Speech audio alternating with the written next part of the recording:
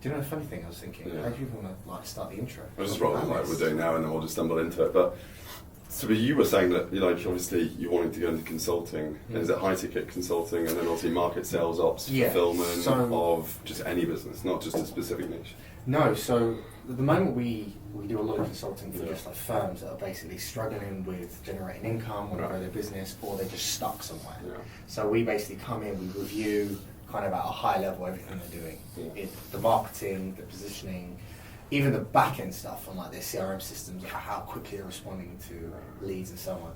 And we basically put a plan together and consult obviously on how we can kind of take them from where they are to where they want to be. Which I love and I enjoy, but I don't get as much passion from that as I used to working with these high level companies, because I personally prefer working with a smaller person. I don't have as much passion helping a multi-million-pound company. As much as it sounds a bit like counterproductive, I really want to help people who are in a position of they have the motivation, they have the drive, they have the common sense, as much as that sounds horrible, but you need that common sense, who wants to create something. Because if I shit you not, if I can do it, anyone can do it. So I didn't have a great upbringing, I didn't have a great, everything. You've got the state of mind to invest in yourself and move forward and build that skill set, but you've come from nothing, like you said, to where you are now. Whereas you've got huge skill sets in media buying, and what you've done there. But obviously, it's so much more than media buying that you do with your skill sets in consulting.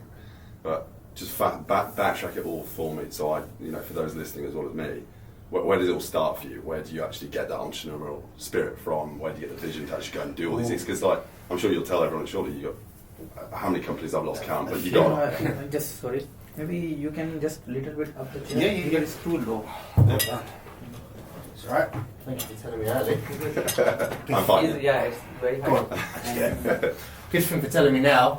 Start to hit the pain point. Derwin, cut this out. He's only going to watch this later and be like, this is hilarious. Oh yeah, it feels a bit better. He's like 9 foot, so it kind of helps. Makes you feel taller. You answered, actually, I'll continue, because we'll just cut from there, and he's quite good. The amount of takes. Sometimes we watch these videos that I've done, and then Derwin cuts out a part that I remember, and I'm like, he's very good at like just making it flow. I'm like, how did you do that? Because it sounds like I continued the conversation, and I'm like, but I didn't. So how did you make it? Anyway, he's a nice guy. You'll meet him, because the thing about Derwin is he lives in Dubai, and he's just this really sweet guy. Is he a contractor or is he full time? Full time, but he gets like the normal salary. Dude, get more down, don't worry. He gets like the normal salary. He gets like the normal basic salary, right? Yeah. So I would say to him, as long as you get our stuff done, I have nothing against you working for people. Right. But he mainly does work with me. So he comes with me 2 days a week to do content. And then, like for example, so he's a videographer as well, isn't he? And he's just a nice guy. So he'll come, like for example, another day down the road, we'll get him to just come with us for the day and hang out, and he'll video us all day.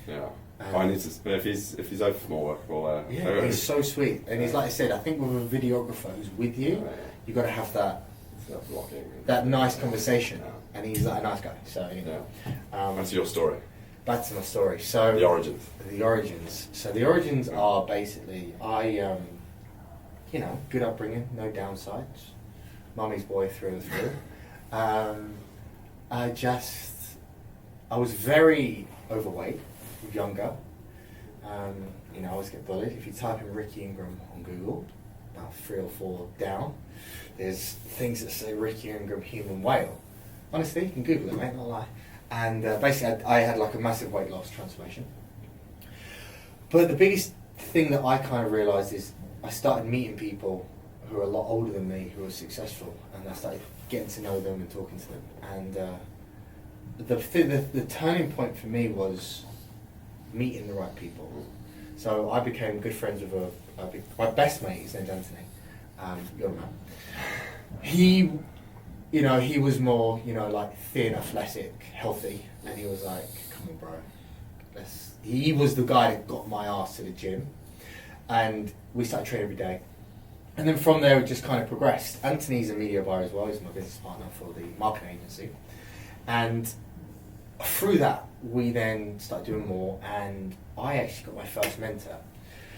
And he was okay. Looking back, kind of think he weren't great. Love him. His name was Dylan. I can't remember his last name. But Dylan gave me what I needed at the time to mentally be in a mindset to push myself forward. So long story short, got my fitness in check, got my health in check. That was the first priority. And then from there, it was all about business, understanding and learning. And Dylan was in a group of load of people. I used to go to these, mentor days with like a group of 20 people, like what you teach. And Dylan was what I needed at that time. And he helped me. And then all the people that went to Dylan's thing, the coolest thing I must admit was I was the youngest. All these guys, they were like 30, 40. At this time I was only like 21, 22. And that was the kickstarter for me. I kind of got my mindset in this different world of all my friends were getting jobs, all my friends were doing this and doing that, and I was like, I'm going to go down this path. So I went down that path, set up my first company, which wasn't marketing, it was branding. I had a passion of like helping companies start. I loved the I don't like it now, but I loved helping companies who have this vision and bring that vision to life. And my first company was called Visual Branding. And then it escalated from there. But that's basically the simple little origin of kind of how I got started. And the biggest takeaway I could basically say to anyone watching this is, don't do it on your own. Find someone who is just a little bit ahead of you to help you get started. Honestly, mate, I remember, and my mum said I was mental. My mum is the most supportive mum ever. She's like, don't get a job. Do what you want to do. Don't be a slave. My mum is great, right? And I was 19, and I put something like $4.5 grand on a credit card at 19 years old to pay for Dylan. Because he did this course. He was such a typical mentor. He was like, limited time sale, you got 24 hours or the thing closes, and I'm fucking walking up and down my room, stressing, do I do it, do I not? And I did it. And I think, looking back, I don't think Dylan was worth 4.5, love him. But what he gave me and the people he introduced me to was worth every penny. Yeah. So, gotta have someone. So this is what I call, I teach a lesson, this is the game of snakes and ladders, right? So you and Dylan, that's you climbing and finding your first ladder up the board. You're here, you want to get to the top of the board. And the top of the board are the people that you ultimately want to emulate, be like, ultimately the people that run your industry, right? And these ladders are like attaining tools, assets, scripts and systems from people that you don't have, right? You're exposing yourself to a new environment, you evolve or die, you climb the ladder, but then sometimes you land on a snake. And that snake is ultimately maybe a bad mentor, like you said, maybe it wasn't quite worth the money or didn't quite get you where you wanted to be. You fall down the board, but then you've got to have that mental fortitude to pick yourself up and go and find the next ladder. And ultimately you're just taining until you get to the top of the game. Like you, me, anyone else, there's nothing really different between any of us apart from our implementation and our exposure to an environment. And if you have that growth mindset, you're constantly failing forward. And like you said there, he probably wasn't the best mentor, but ultimately it refined you, made you think differently, and then ultimately made you, maybe your due diligence next time even better for what you were looking for, and you just constantly refine and refine. And then ultimately you're saving the one commodity that you've got in life, which is time. And that's where these younger chaps like you and I are getting ahead, because it's not really anything else apart from our state of mind to get out and fail forward. And Taking a risk. Taking a risk, but I think what I call it, and I teach it, I mentor, is ready, fire, aim. Not ready, aim, fire. He said 99% of the population are ready, aim, fire. And the elite, the 1%, are ready, fire, aim. Oops, shit. There you go, you really fired. There you go. Fired early.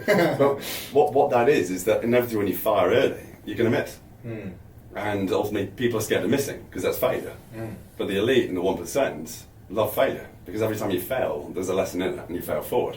So then also when you ultimately go to aim next time, you're aiming quicker until you get it off, and that's where you're saving the commodity of time. Interesting.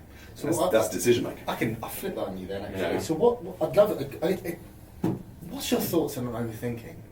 Because it's one of the things that I see the most. So what you just said is literally the definition in the coolest way I've ever heard of overthinking. They know what they need to do, but they just don't take action. Well, there's a little bit of procrastination, like you said. I put it into two different things here. You've got to have the mindset of done, not perfect. And with that mindset of done, not perfect, inevitably you'll take something to the marketplace, and inevitably the market will tell you if it's crap or not. Okay? And then ultimately you're refined. When the people are waiting, aiming, times go by, and ultimately someone else is taking your opportunity and sees the market. So you've got to get into that. I like to summarize into a sort of self-development plan of 4 zones. So you've got comfort, fear, learning, and growth, 4 phases. I say 99% of the population, unfortunately, when they feel pain, they move out of their comfort zone and they find themselves in the fear zone. But this is where they find excuses or maybe lack the self-confidence or certainty within themselves. And instead of going into their learning zone to actually deal with the new problems, they actually go back to the comfort zone. And that's where they waste the commodity of time. If you change and rework your mind of done, not perfect, ready, fire, aim, you get through the comfort zone, through the fear zone, into the learning zone the quickest time possible. That's where the elite win. That's where they get ahead. Because then you're into a new environment, you're exposing yourself to a new environment, and you evolve or die at that stage. And if you've got the right growth mindset, you constantly refine to move into your growth zone where you reach your potential as a human being. You reach your purpose. But then this is the thing, when you stay there long enough, like you and I have done, what happens is you get complacent, you go all the way back to the comfort zone, and then you begin level 2, level 3. It never ends. You don't get the growth zone and that's it. It's a constant ever loop of, I don't know what level I'm on. You just keep moving, you keep growing. And that's how ultimately people at the highest level, whether it's in health, life, business, or whatever it is, they think on a different frequency and behaviour and wavelength. And that's what I'm trying to get across to whether it's our clients in the first business or the second business. If you can control that in your behaviour, you'll get ahead, you'll save the time. And that's the thing, is that when we go through life, as business owners, we think, oh, it's chasing the revenue. And then you come to realise and mature as a man or female, and you realise, actually, no, it's more time that I want. And you come to realise even more, it's not more time that you ever wanted, it was more memories and moments. And that is the ultimate meaning of life in my book, is to enjoy the passage of time. And you can only do that, I feel, if you're really maximising your potential as a human being, in my book. That's me. You know, I failed as a potential Olympic athlete that I wanted to be. We'll come on to that just shortly. I want to come to that. I took that Olympic mindset into business and serving people and helping people moving forward. And that's where my obsession comes from. And I feel like talking more so about the business side of things, business owners who want to go and do some real damage in the marketplace, largely you find the people at the top there, they're one of the most obsessive creatures you'll meet. They're just prepared to do things and go to different lengths than others. And that's what I've found from my own experience over the last decade of creating several large companies, shall we say. So let's talk about that. So you asked me the question of, you know, my upbringing, who is Ricky, why am I here today? Yours is very interesting. Let's talk about yours, James. Yeah, I'm not supposed to be here. I had different aspirations in life. I wanted to be an Olympic world champion with a gold medal wrapped around my neck. Nothing else mattered in life. So from a very young age, I was scouted, because I'm sitting down right now, but I'm 6'7", believe it or not. Trust me. I was scouted for my height, age, weight, and also mental resilience at a time where they take you and turn you into an Olympic rower. So I had the potential. I never rowed at a young age. They just took my biomechanics and said, look, we're going to make you into one. And from a young age, being tapped on a university fair going, we want to come and test you, thinking, oh cool, I'll come and test me. Yes please, let's go. Sounds great, fantastic. Before you know it, you're stuck into a system. The system brings you in, the organisation brings you in. Before you know, I'm a full-time athlete for over 4 years, training 3 to 4 times every single day, sacrificing relationships, family, everything to ultimately become that world champion. And that's when I was talking about that obsession before that went into that. You know, I'd wake up at 4:30 in the morning, go to bed at 7:30 at night, eat under 10,000 calories a day, just complete tunneled in. Nothing else matters. That level of obsession. Was it healthy? Probably not. But ultimately, that's what they looked for, is tall, big, strong guys that were just prepared to suffer. And you had to go to those lengths, and then eventually made into a very small group, pushing towards Olympic setup, which was the whole dream. And unfortunately, you know, several months before Albany selection and everything else, I picked up 3 lifelong illnesses: glandular fever, strep lycino, and Lyme's disease, that put me in bedbound in hospital for over 2 years. So at this stage, no job, no career, pulled out of university halfway through to go full time, and most importantly, no Olympic dream. Failure. So I thought at the time anyway. Finding myself taking 60 plus tablets a day, staring at the same 4 walls every single day for over 2 years. You pick up anxiety, depression, and I'm guilty of myself. My whole identity was a gold medal, and that was the biggest mistake. You're a winner. Yeah, and that's where it was dangerous, because I had so much identity attached to that. That's why ultimately I went so within, and I crumbled right down to a sort of rock. I had to reinvent myself. And that's in 2015 to 2016, that's when ultimately I decided to fail forward. Adversity was my greatest currency now. One door closes, another door opens. I'd learned that ultimately I had a passion of helping people and serving people, creating peak performance by physically and mentally without sacrificing their immunity like I did, running clients like a business to finally get them the results they need. So I hatched at the small time there a small business called JG Physique in a hospital bed in Hemel Hempstead. And little did I know what happened next. It changed my life forever. Nearly a decade on now, we have 9 companies, a charitable division where we raise thousands for underprivileged children. We have hundreds of employees all over the world, and we've changed over 7,000 plus lives through the first 2 companies over the last decade. My cup's full, and I'm so fulfilled, and we've done things that are crazy. We've created one of the largest online health and fitness businesses in the game. But one thing that I'm grateful more than anything, it wasn't the gold medal, it wasn't some bigger business, or ultimately the lives we've changed. It wasn't the destination, it wasn't the journey. It was who I became along the way. And like you were saying earlier about your adversity and what you came through, that constant character development through going through the reps, through going through this whole process over a decade, it makes you into a mature man, it makes you into a leader, it makes you empathetic, compassionate, and more importantly, understanding people. Because where I'm at now is culture, business, leadership, management, rinse, repeat, go. I'm in the business of people, not health and fitness. Understanding that and how to get the best out of them. But for me, that's the beautiful thing. All of this was self-assignment. And that's the beautiful thing.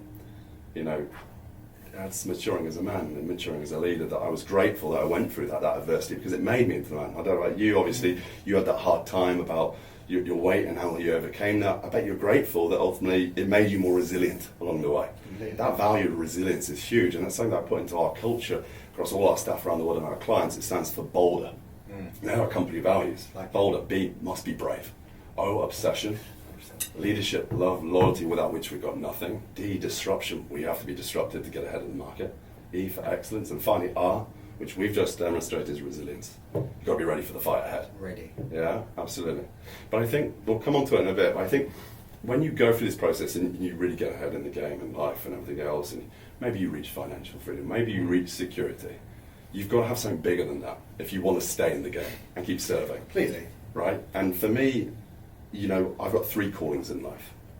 Okay, my first calling is I want to be a provider and a protector. I want to put food on the table for my family. When I say my family, I mean my staff and their children as well.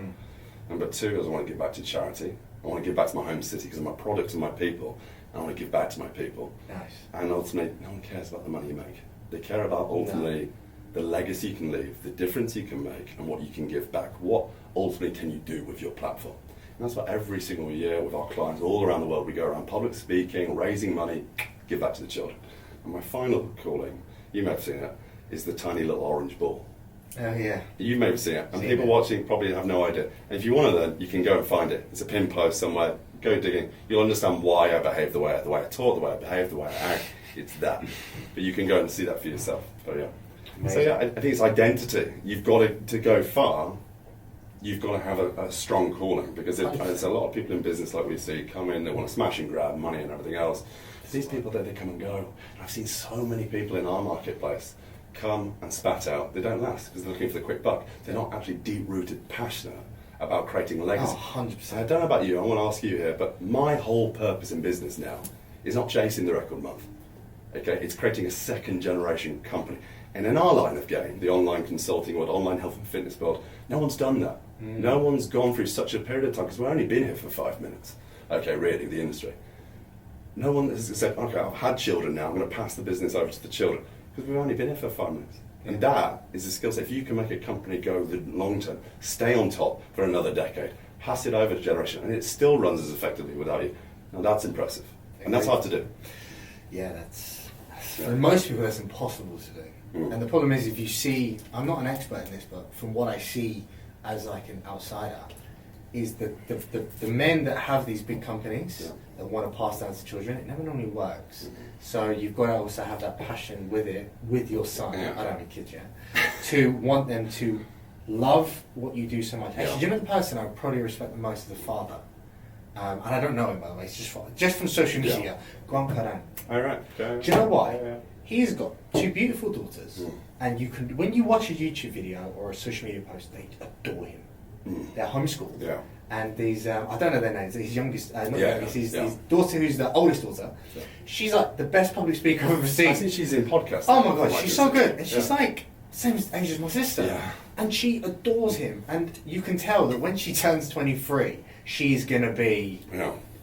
Grant Cardone is stepping down, and she's gonna take his business to a whole new level. There's a lot of estate to manage, There's a lot of estate to manage. But again, like cool thing about Grant Cardone, he has all these. Like you have a lot of estates, but you're not an estate person.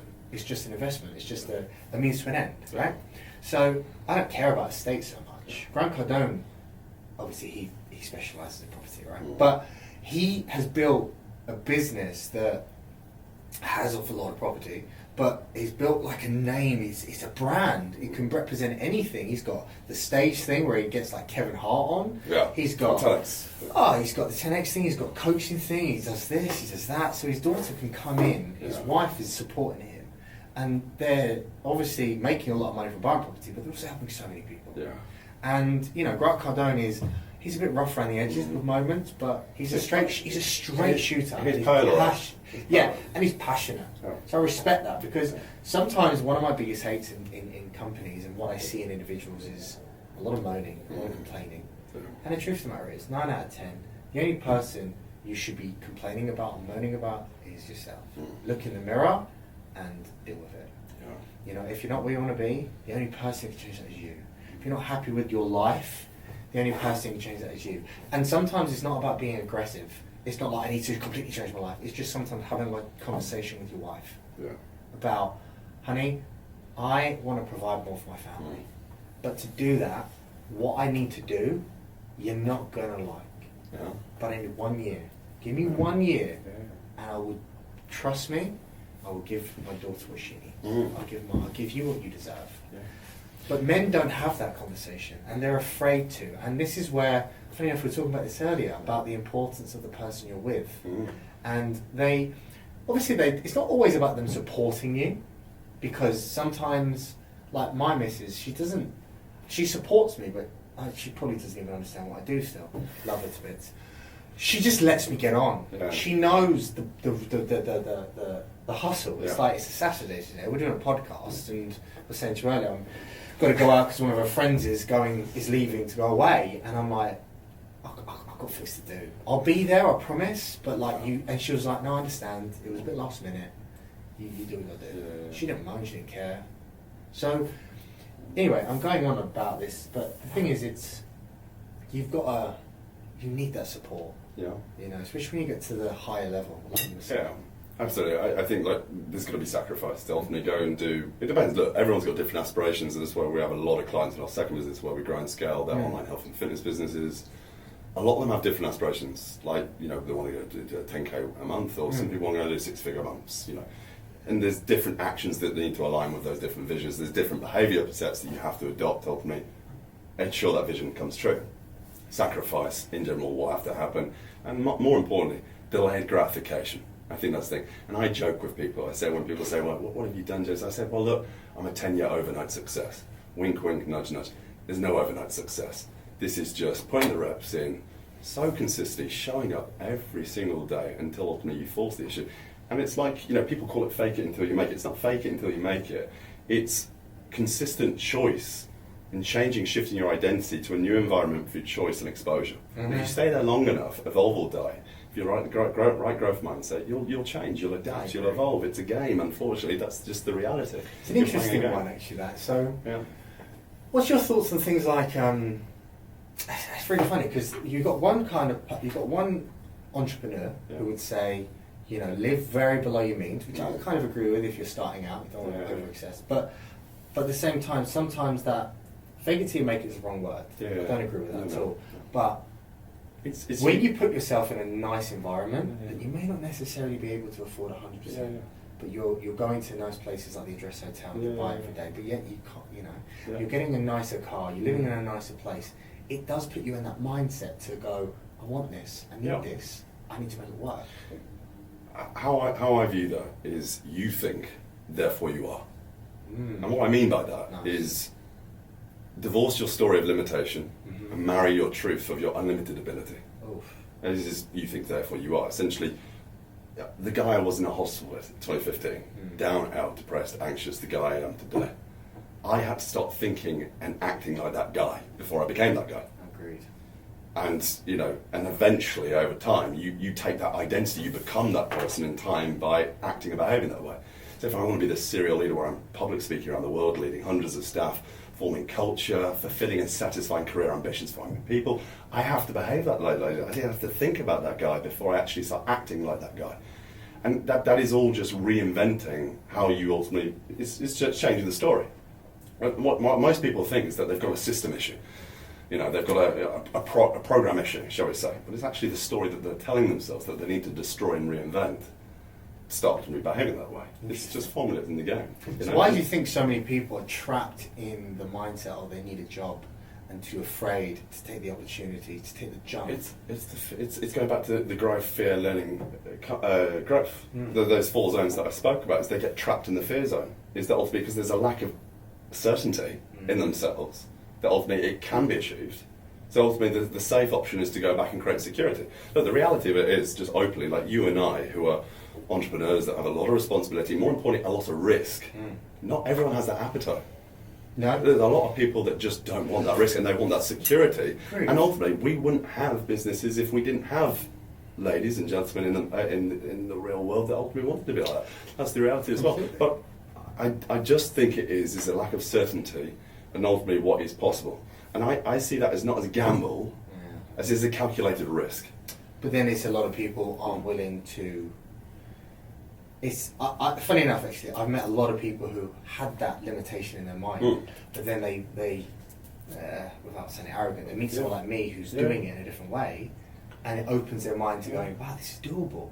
Wow. 100%. So it's kind of that mix of like, the limitations are there because you don't know anyone who's doing it. All you need to do is not as simple as this, but you need to find someone who's doing it and be willing to, not necessarily, I mean, if it was me, I would, and obviously I'm a little bit biased because I'm where I am now, but I would find someone who is doing what I'm doing, or who is doing what I want to do. Let's just say, for example, I don't do trading, right? I'm not a trader. I do investments, but I'm not a trader. But let's say I just woke up tomorrow, I really want to do trading, right? I've got a bit of cash saved, I want to do some trading. I'm not just going to, I could go to YouTube, I could, and study. I'm not going to. I would find someone, maybe not the best trader, because I don't need that guy. I'd find someone who's 10 steps ahead instead of 20.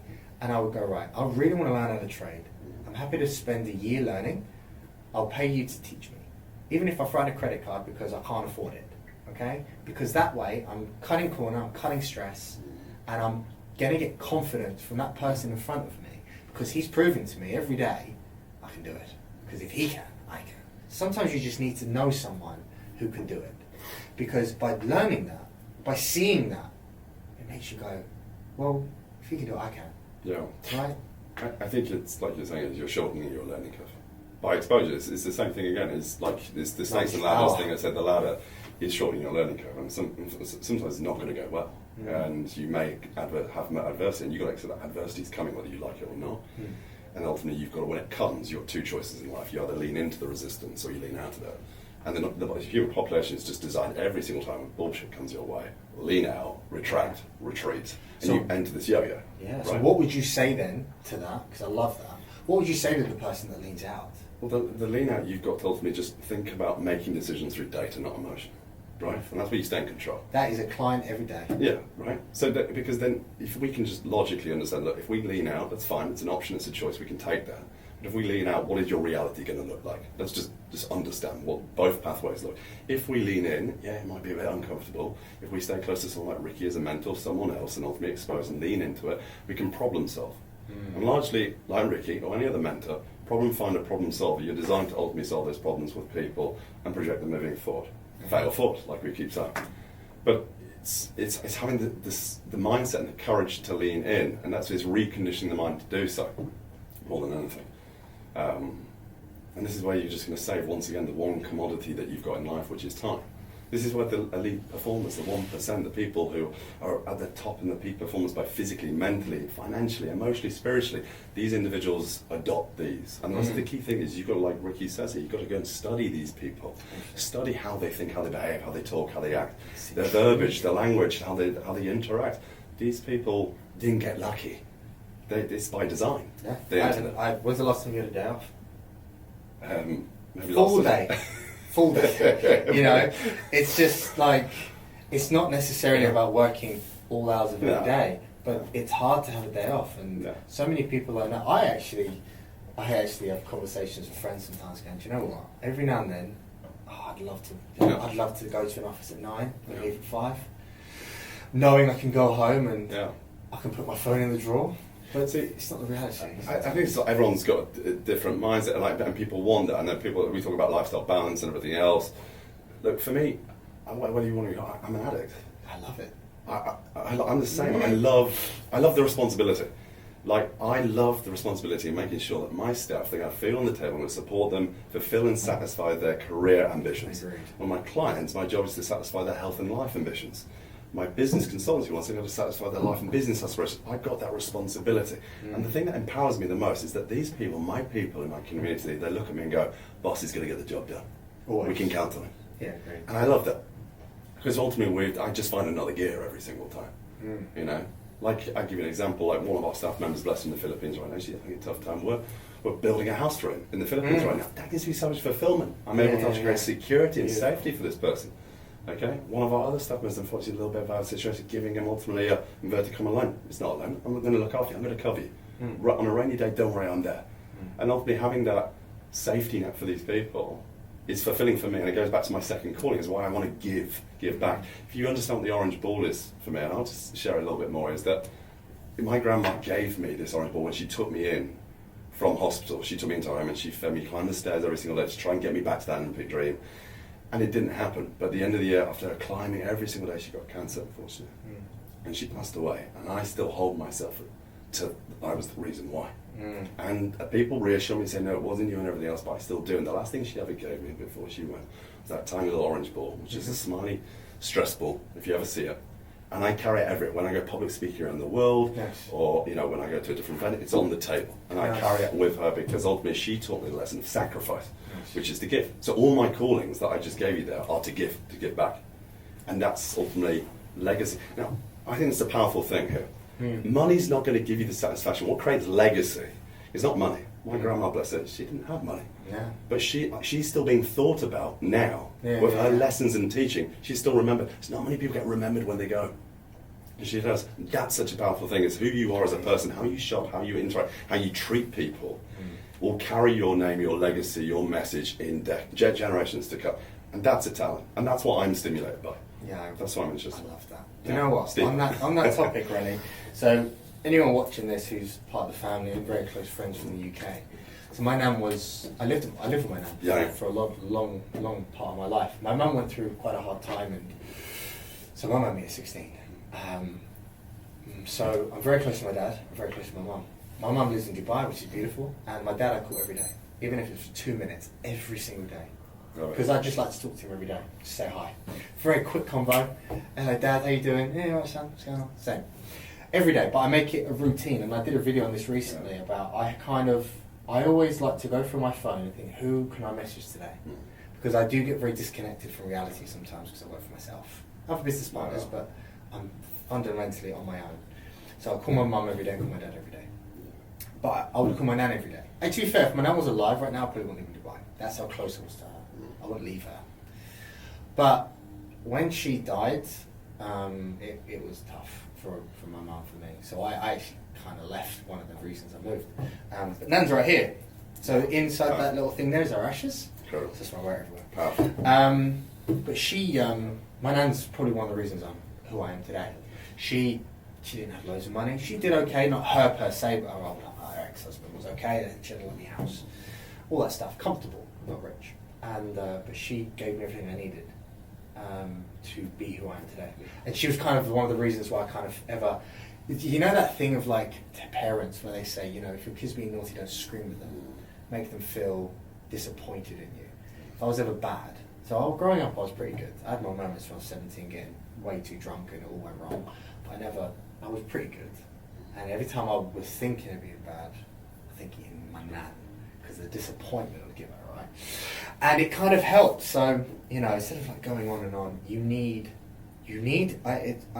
someone in your life that makes you think she wants you to be the best you can be. That's enough, but that isn't everything. That's only 50% of the battle. Having the support from your mum, your dad, your nan, whatever, is only 50%. I know people that have love and abundance who are lazy as they come. The other 50% is you need fire from that love to go, I want to do you proud. And it was my mum the same. My mum was not happy in the UK. She's very close to Nan. She passed away, and I moved to Dubai, so I felt very bad.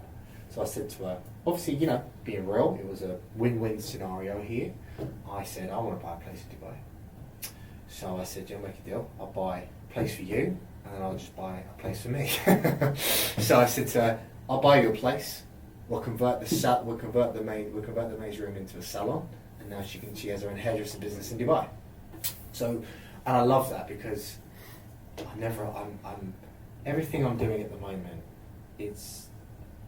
money is a great motivator, but it's not everything. I choose very carefully about who I do business with. So some people say don't ever do business with friends or family. I'm actually the opposite. Because why not do a business with someone who you love to be with? Why not do a business with someone that if it all goes well, you don't give a fuck because you just have it because I love you. Like my cousin was like, Rick, I've got a business idea and I believed in it. Okay, let's do it. I wouldn't even think. Okay, let's do it. Because worst case scenario, it doesn't work. We're going to have some great bonding time. Do you know what I mean? So I like to do businesses with friends. Yes, there are tension moments, but then that makes you stronger. It's like a couple, right? And you have a girlfriend and you never have an argument.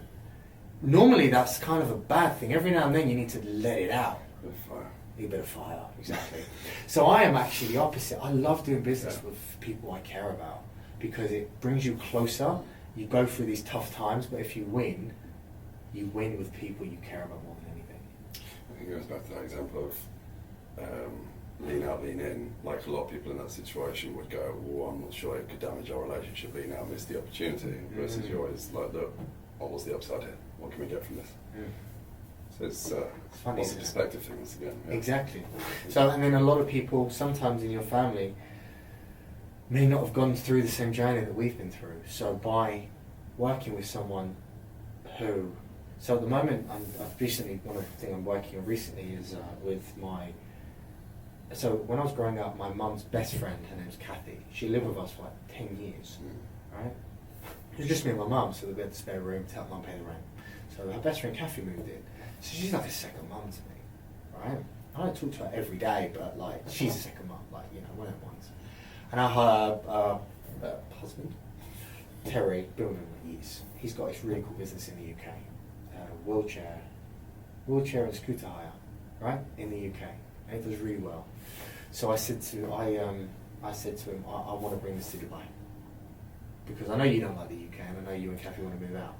So I said, I'll make you a deal. I'll buy half the business, and I will set it all up in Dubai because it's what I do for living. It's very easy for me, but I don't know the infrastructure of how the business runs, the wheelchair, the connection, sat-nav tracking, all that other stuff. So I said to him, Terry, I trust you explicitly because I trust Kathy. I don't need to think about this. You have a great business model. I know how much you make. I know what accounts.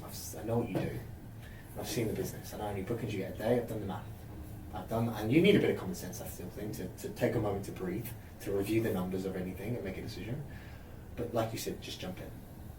Worst case scenario, it doesn't work. I have some great times with Kathy. Kathy runs the company now, and Terry is the founder. I get to work with my lovely Kathy. I get to work with Terry, who's a bubble of energy. And if it works, we're all going to be, it's just a bit of fun. It's not going to make me millions, but it will make me another six-figure business, right? Fulfilled. And I'm excited to do it. When I talk to him, when I have business calls with him, right, it's fucking funny. Because he's really cockney, right? And he's the nicest guy. So it's like, it's like £10,000 to give it a risk. I'd give him £10,000 just for the fun of it, just to spend time with someone who's a bit of great energy. So anyway, we're doing that, and it's going really, really well. To the point, because it's just no one really doing it here. Dubai is one of the most, we're doing Dubai and Abu Dhabi, and we're giving, it's a job, it's an infrastructure of a company that everyone will always need, because there's always people coming to Dubai with disabilities, or whatever they are, and we basically just provide a solution to a problem. It's not new. You don't have to reinvent the wheel while the oil business is. You just need to figure out how to do something better than someone else. So that's what we did, and he's working on a chart. And I love it, it's a bit of fun. I talk to him like a mate. It's no better than having a business where you haven't got to think your boss is an arse, you haven't got to think you've got annoying people, you're working with someone that you like to work with, so it's a bit of fun. And then that makes it, the good thing about that as well, and I just want to touch on this for other people, when you're making £1,000 a month, right, it's not a lot of money, you can't really do much of it. But when it's working with someone fun, you don't really think about it so much. So then, 1,000, if you're consistent, £1,000 will become 3 will become 6 will become 10, 12, so on. So you've got to do something. And I really love what you said about jumping in. That you just sometimes have to jump in. And so many people I know don't jump in and they lose out. Yeah. No, I agree. I think a relevant story to that about the whole jumping in and everything else is that when I came out of the hospital, I had to start building this business, the first one. I had to start getting a job to ultimately, the business was up and away, I was doing okay, but it wasn't ultimately, I needed more security alongside, so I got a 9 to 5 working in the marketing department of Wolverhampton Wanderers at the time. And eventually, as the months went, I was working on my business, I was also, fulfilling ultimately the work that I was supposed to do. And eventually, my lovely colleague stopped me in to my boss and was like, look, we've got one of our team, he's thinking he's spending too much time on the business in company time. And a tap was on the shoulder and was like, you need to go home and either come in and kill that business and it's done, or you're done, you're gone. And the next morning I was back in, and ultimately I was, we're done, I'm resigning. And that is what I call walking the plank, and I was pushed off the plank to make a decision. Yeah, nice. And I was lucky that happened. I was so lucky that happened because it evolved me, it pushed me into the deep end where I had to find a way to survive now. I'm all in on my business, I've got to make it work.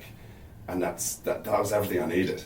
Because if I didn't have that, I didn't get caught, I didn't do that, I would have stayed in that job, ultimately unfulfilled, and part-time business, part-time job, and it would have stagnated, and it's all time once again.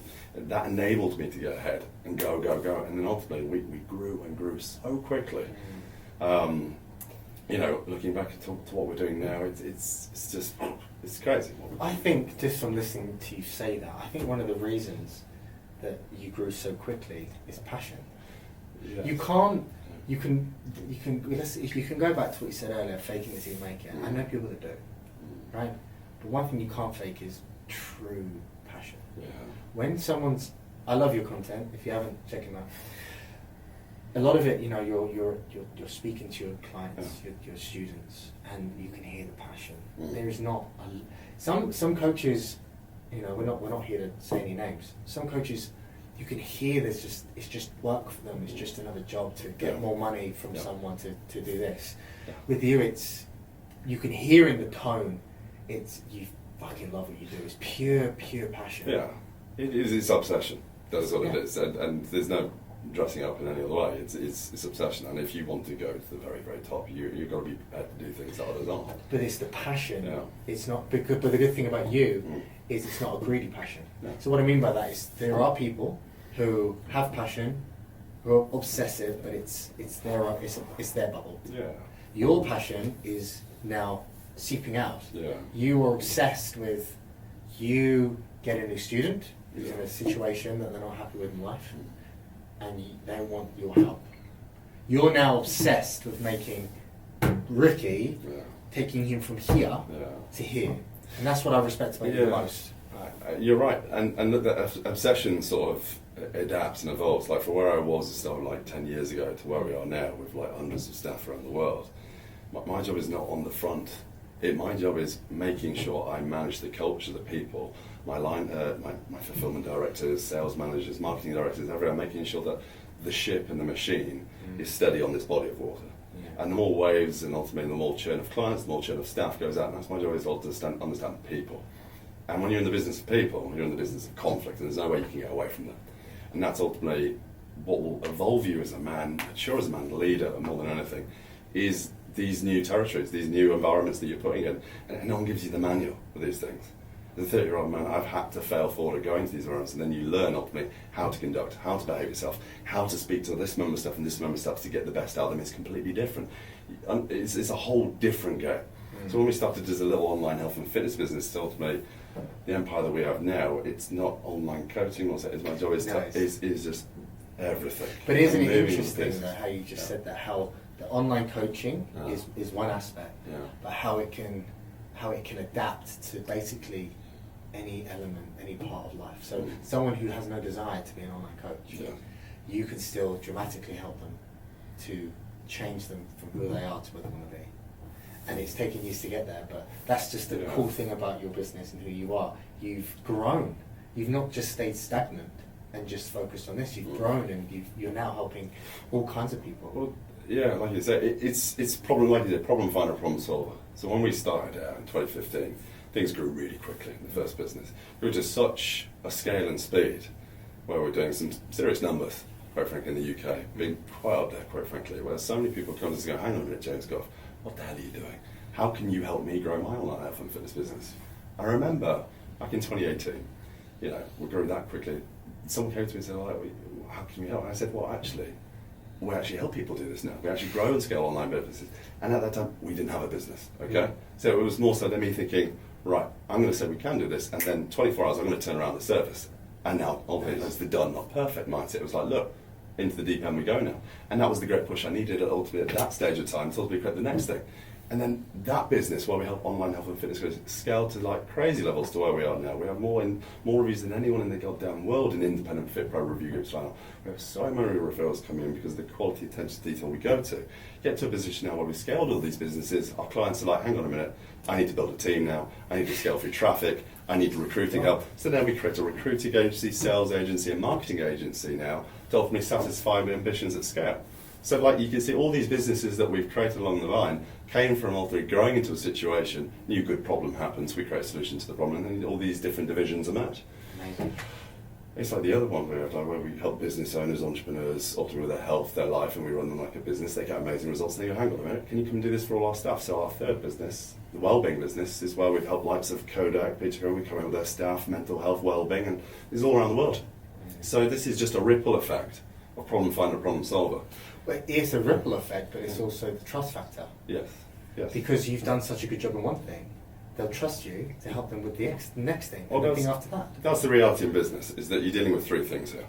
To ultimately attain business for anyone, as we know, you need like, know, and trust. But really, before someone makes a decision, it's whether they've got certainty in you, certainty in themselves, or finally a complaint issue. It's one of those three things you need to dissect, and if you can understand that and be a problem finder, problem solver, and help people persuade themselves as opposed to you persuading them, that's where you'll build the trust and become the trusted advisor.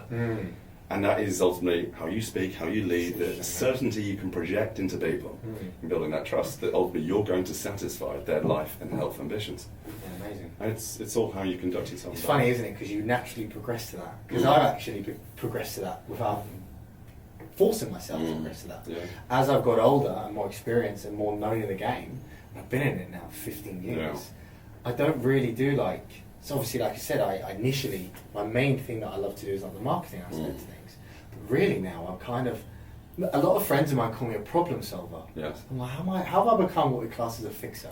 It's just because I've been doing it for so long, people come to me and go, I need this solved, can you help me do it? That's the great thing, because you want to position yourself like you've done that as a problem finder, problem solver, not a product pusher. Okay, and that is ultimately where you're going to raise your ticket prices and ultimately have that greater value of what you bring to the marketplace.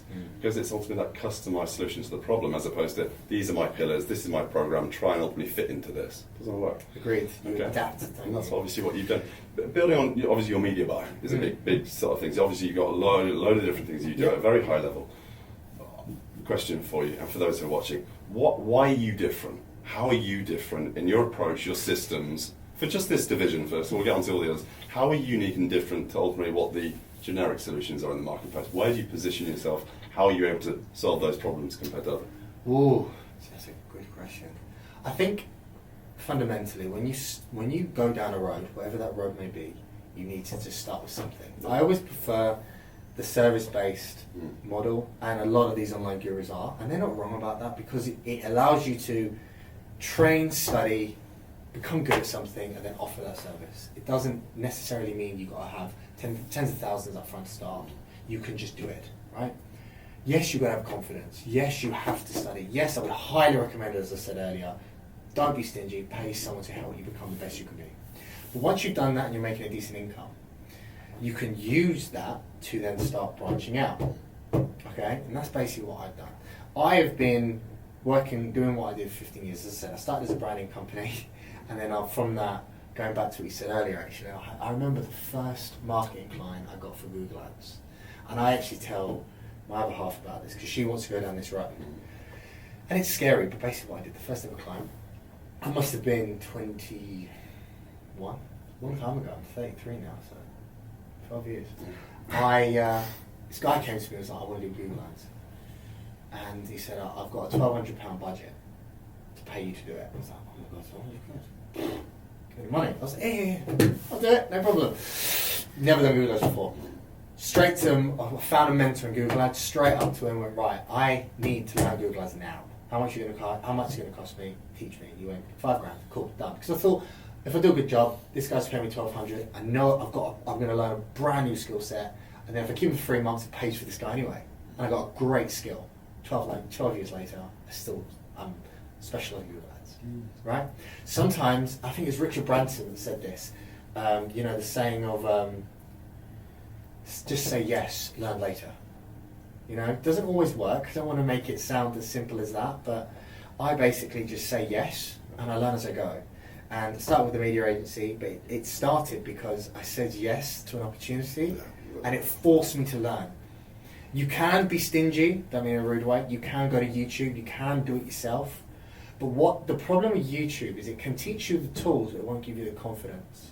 Sometimes you need exposure, sometimes you need to ask someone questions. Hey, so what's the difference between broad match and phase match? I don't understand the difference. YouTube's saying this, but I believe this, and then your coach will give you a really good answer that YouTube would never give you.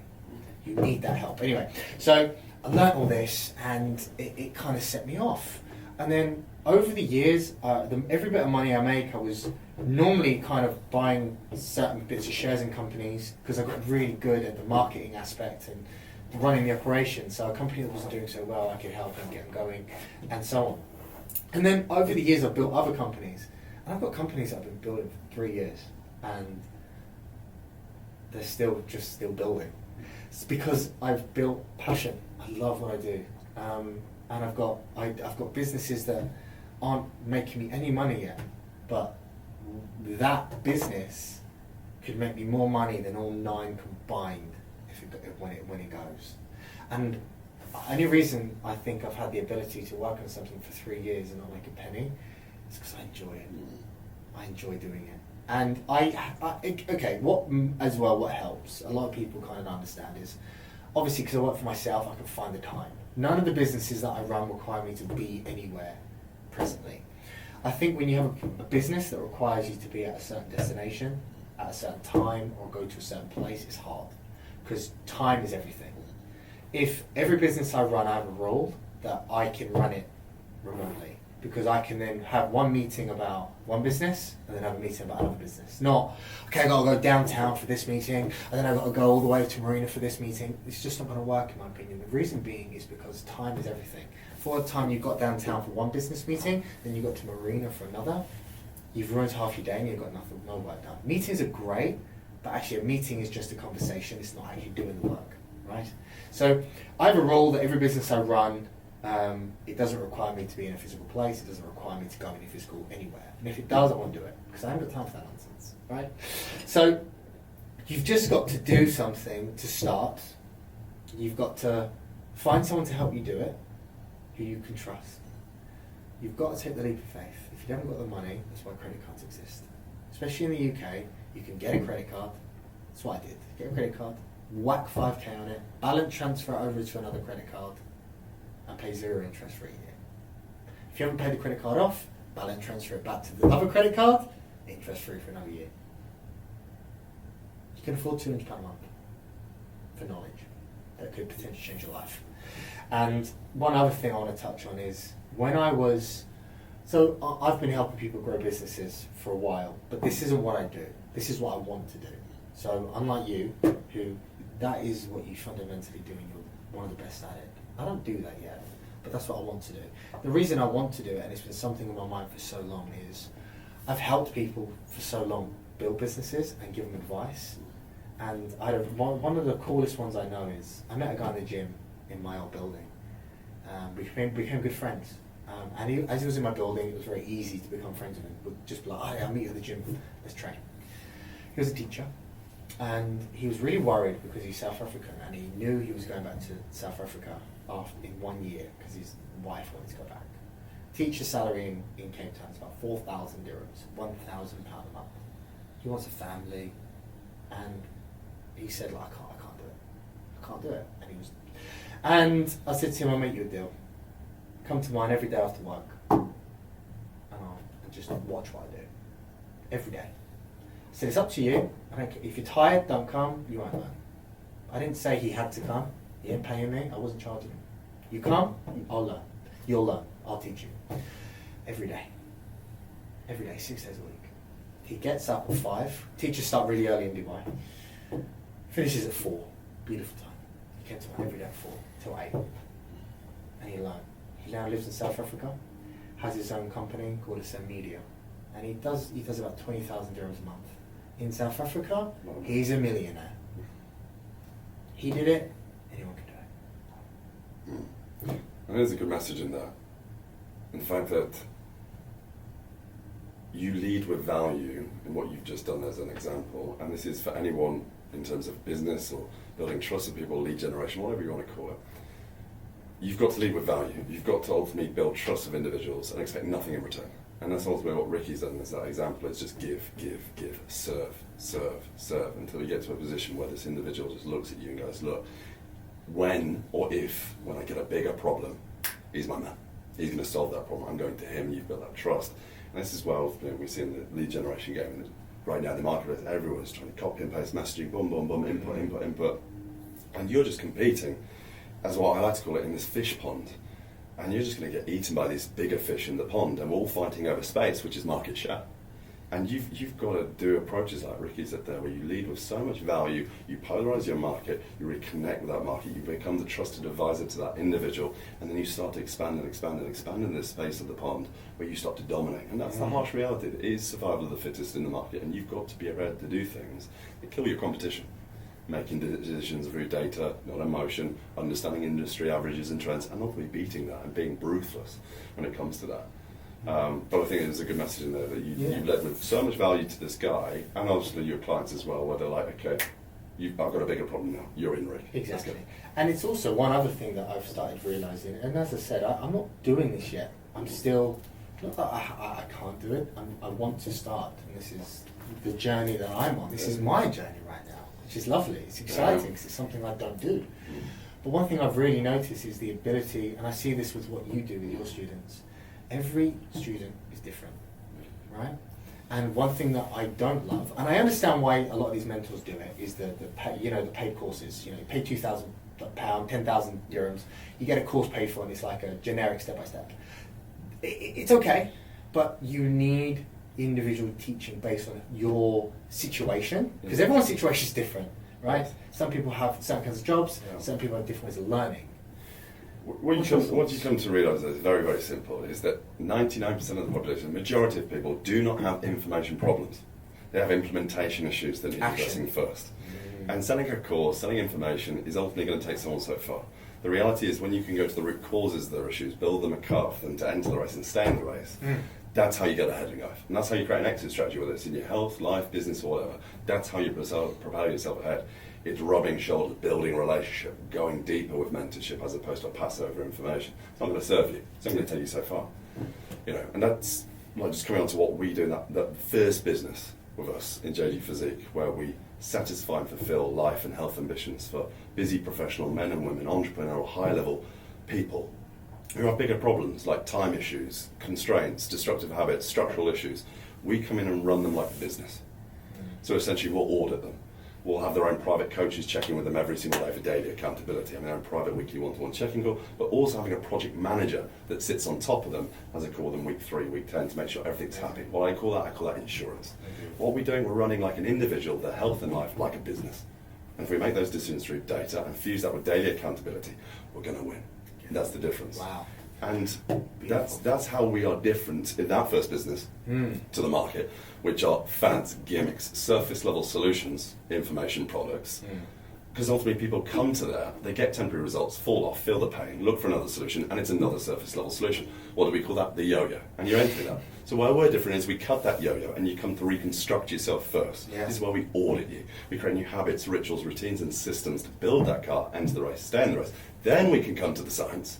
That's where we'll tailor you inside out, customized to a T. You stay there long enough with daily accountability, you get to the final point, which is revitalization. It's creating a new identity where you're ultimately going to create a lifestyle change. And if you create a lifestyle change, what do you create? Sustainability. That's what everyone wants.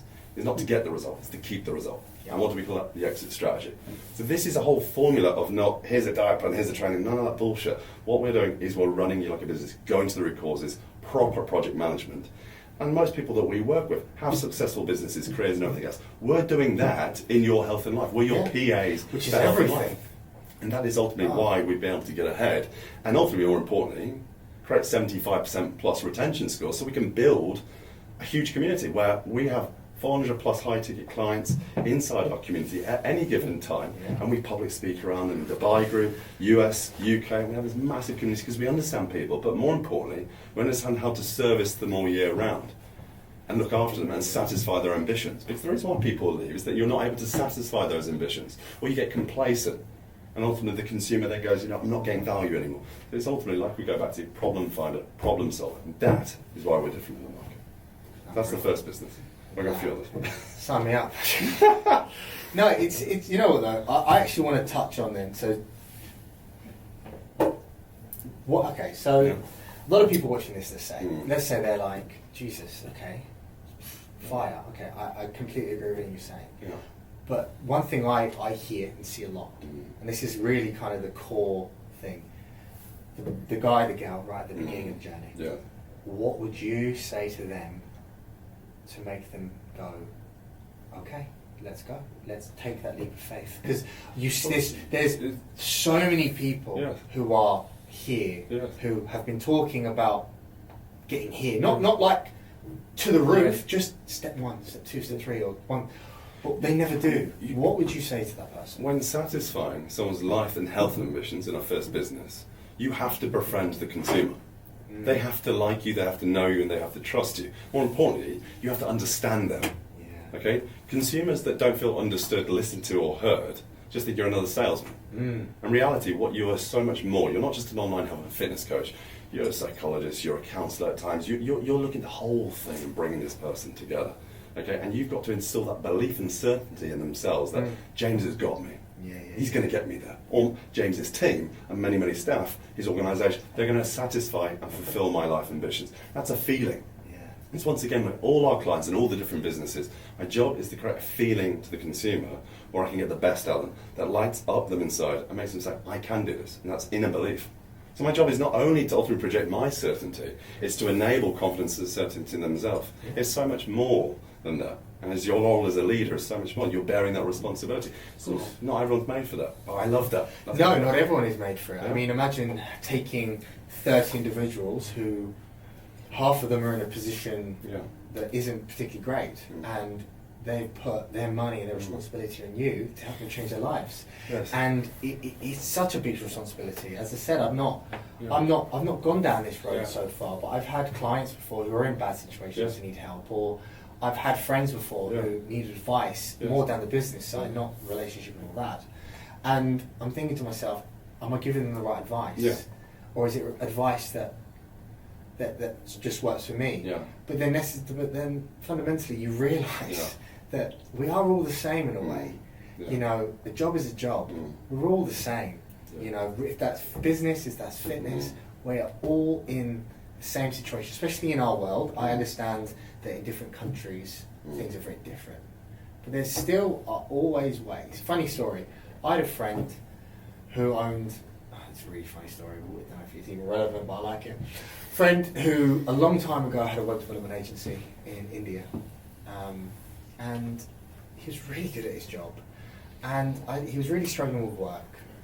And he was following me on socials and following me on my business, and he just came to me one day. He said, "Rick, you're free for a Zoom call." And I didn't know what advice to give him, but this is what I said. He said, "How do I get more clients, and how do I charge more money, and how do I make more business?" I said, "The problem you've got, and anyone watching this, I don't mean this in a horrible way, is, I said, the problem you've got, buddy, is you're in Bangladesh. Okay, so I'm in India, Bangladesh. So straight away, people are thinking a lot cheaper. So I said, what you need to do is you need to, number one, your English is good but not perfect. Practice English, talk slower, and get a VPN and lie. Not the best advice I've ever given, but it worked. Reason being, now on, you're not civic in Bangladesh. You're civic England. You grew up in England, you live in England. No one's ever going to know. And he took this advice, set up a business. I told him to remove his Bangladesh office address, and I said, put an English address. Buy it, an English postcode, I go crap. Because I knew he had the skills to do such a good thing. He took this advice, and I said, you're going to reach out to 20 businesses every day and say, hi, my name is, I'm a web developer based in England, and I can help you to take your business from this to this and redesign it. He went up to 6 figures within 6 months. Because I knew he had the skills, but the problem is he was just a bit discriminated because of him living in Bangladesh, which is not right. You shouldn't do that. You know, it doesn't matter where they live, it's about the quality of what you get. And he just made these slight changes and started doing a bit more outreach to these companies, and he owns one of the biggest web development agencies in Bangladesh. Yeah. And I love that, but I also hate it because I don't like the idea of people thinking, oh, he lives in Bangladesh, oh, he lives in Dubai, you know. So anyway, so he you know, this little a bit of advice worked for him, and I think the thing to take away from that is that any position you're in, there is a solution to it. It's not always the right solution, but you just got to think about how you position yourself and how you do things. The first client, like for example, in a marketing business, I always tell my clients, not my clients in marketing, the clients people who want to start a marketing agency, most of the time the first client you'll get is someone you know. Yeah. If it's your neighbour, if it's your mum's friend's sister, use that book. Go on your phone, go through your contact list. Who can you talk to? Who owns a business? Because once you do that, you get a bit of what you do, get some experience, you get some reviews, it becomes easy, you get confident, and you can grow from that. So use your connections. Use what tools you have at your disposal at the moment to just get you going. Trust me, if you do it properly, it works. It's not just with me, I've seen it work with 10 other people giving the same advice to. But it does come down to mindset and confidence at the end of the day, especially when you're starting off. But you need to work with someone to instill the confidence in you. Because if you're doing it on your own, we're all humans. I have self-doubt every day. It's just what we do. That's why you need to be with people who don't give you self-doubt, you know? So, yeah. It's a time's up. Yeah. So, get this out. Can I get 2 more quick Two more clips? I just got 2 more. Two more? 2 minutes? 2 minutes, just 2 minutes. Oh, sure. Yeah, I just need to get 2 clips that I need to get. Yeah, out. let's So, go. Let's go. So, what's the question? Will you just lay me up for it's the second business I need to get out a little bit, our story on there. Mm-hmm. And then just quickly, it won't take long, literally. I mean, 60 seconds. And then the other. early anyway. But till we're fine. Because the next lot is coming within 10 minutes. Okay, fine. We'll be 5 minutes. Oh yeah, okay. I'm And, okay, then, right. and then the other question will why we're different in that business. Like what's I'll do that first thing now. I did the story one though first. Sorry. So, yeah. what do you want to? How do you It's want to line up? like so. You know, how did the FitPro Accelerator? How did JG Consultancy come to life? Okay. What's your story? How did it come to life? So Yeah, JG. Was it JG? it's technical JG Consultancy. JG Consultancy. Right, but it's I know about the FitPro. but it's the FitPro Accelerator. It's the program within. So Everything's the JG. I'll just say, program, tell me the story of FitPro Yeah. Accelerator now. Yeah. All right, so tell me the story about FitPro Yeah. Accelerator, like how kind of it started, how it's grown. So I was speaking about earlier, like JG Physique grew to its empire of what it was, and then people are knocking on the door saying, look, how can we do this? How can we get involved? And like you were saying earlier, it was more like, look, I'll say yes, and then I'll build this program. I was lucky that I said, yeah, I'll take one on. 2018 is when that was christened. And to where we are now, fast forward, we've changed thousands and thousands of online health and fitness businesses of 6 and multiple 7-figure companies. The FitPro Accelerator is so much more than a course though. Like we were speaking about earlier, it's not, here's a course, see you later, good luck. The difference with us in this market is that we're not a generic business coach that's 2-3 years later going to taste some trends. We're live in the game. We're your shield. We're actually running our own online health and fitness business at multiple 7 figures. We're going to tell you what's working right now today. So we're feeding back to our students every single day, look, where you achieve, this is what's working, go and do it. But then at the same time, we've got intimate connection, we're one-to-one, we're building every asset, system, script, protocol for operations, fulfillment, marketing, sales, to you, your business. Not just generic, here's a course, follow this. It's intimate and ultimately satisfying your life and business aspirations. And that's why we get the reviews at scale. What we do inside independent FitPro review groups is because that attention to detail, that care, but also feeding back what we do every single day. And that's the great thing of what we've done. It's a monster company. That's our biggest division more than anything. Because of the reputation we've built and ultimately where people are posting reviews all over the game. Yeah, I've seen your socials. If you haven't, check them out. But I've out of all the 9 companies I have, as well as a charity, where I'm actively involved is in none of them apart from the second one, really. Because I see so many business mentors, they outsource ultimately the fulfillment to a support coach or someone else who never built the empire. So I still keep an active involvement in there, the top level clients and the group coaches, because ultimately they need to hear from me. They need me to satisfy that. And ultimately, I've seen so many mentors blitz scale, as I call it, and grow without the means, and ultimately outsource fulfillment too much. They lose ultimate connection to ultimately what they created in the first place. That's where the negative reviews come in, that's where the dissatisfaction comes in. And I'd much prefer in that second business to make sure we still become that reputation that we've got number 1 in the game now. And make sure we ultimately hold that moving forward, because like you, fulfillment means something to me. You want to be hands-on with them. Yes, to a degree, and we've got a great team in that business. We've got many staff, over 10 plus staff members just in that business alone, in fulfillment and what they're doing. Our head of marketing's in there, our head of sales are in there, doing daily group calls. But that level of access to me in making those decisions is so pure, because in the market, you don't really get that. At this level scale of business access to where we're punching through 250k plus moms, to still have that access to the founder is very rare, and that's why I like doing that. And that's a great, unique selling point, if you want to call it. No, that's part of our identity, what we do in FitPro Accelerator. And now we're speaking around the world. We've just come back from Thailand, event in Canada, UK, we've got another one in December. I love the public speaking. I love leading and bringing these people together and satisfying their ambition. So it's so much more than just JG Physique. Obviously, you've got the other 9 companies, and things have evolved to where we are now. And the thing for us is, now we've got to the top, is not getting complacent and making sure we stay on that top. Holding standards. Oh yeah, and it just being relentless to that every single day and how we show up. But yeah, that's how I say we were unique to other people in the market, because we're actually doing what you're doing. Yeah. That's very, very rare. At scale, at 7-figure, actually having that online health and fitness business. But yeah, just finally, just to wrap it up, I know we've been talking for about that.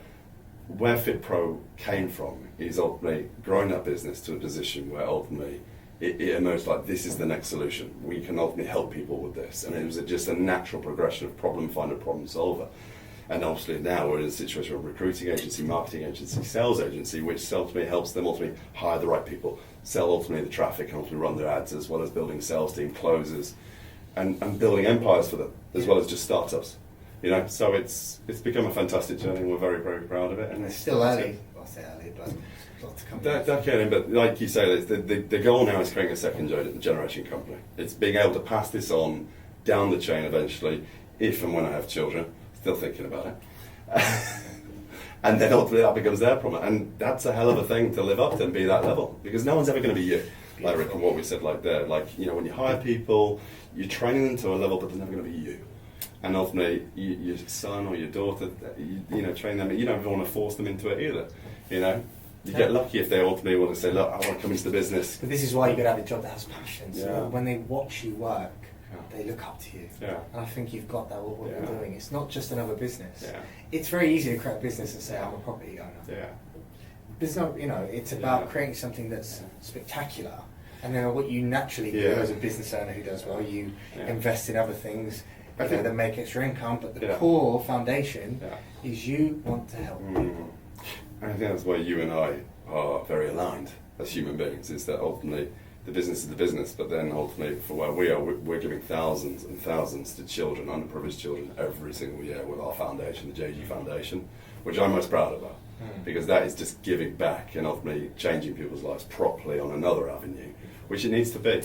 You know, I don't know, you're the same mindset completely, and I think that's so powerful. When I'm doing public speaking, we bring our clients all together, you know, hundreds of clients in a room, we're public speaking, we're raising money for children. That's when I realised, you know what, you've created something monstrous now, a howling monster where you've got all these people in a room, hundreds and hundreds, and we're all ultimately giving, and that's using a platform something great, you know, and that's what I'm most proud of.